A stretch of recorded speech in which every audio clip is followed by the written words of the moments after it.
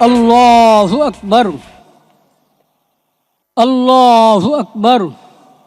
আসসালামু আলাইকুম ওয়া রাহমাতুল্লাহ, আসসালামু আলাইকুম ওয়া রাহমাতুল্লাহ। অজস্র মানুষের অকৃত্রিম ভালোবাসায় খালেদা জিয়াকে শেষ বিদায়। জনসমুদ্রের জানাজা শেষে সমাহিত হলেন স্বামীর পাশে, রাষ্ট্রীয় মর্যাদায় শ্রদ্ধা নিবেদন।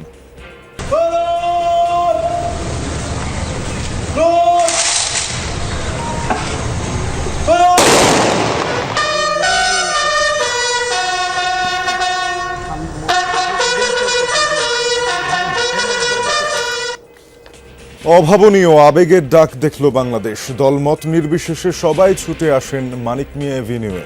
মায়ের জন্য আল্লাহর কাছে দোয়া চাইলেন বিমর্ষ তারেক রহমান।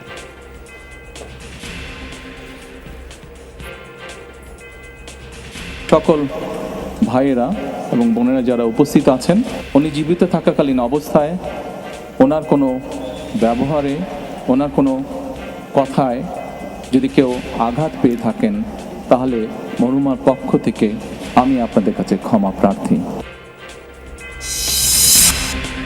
রাষ্ট্রীয় ব্যক্তিবর্গের উপস্থিতি আর সুশৃঙ্খল ব্যবস্থাপনায় বর্ণাঢ্য এক অধ্যায়ের সমাপ্তি।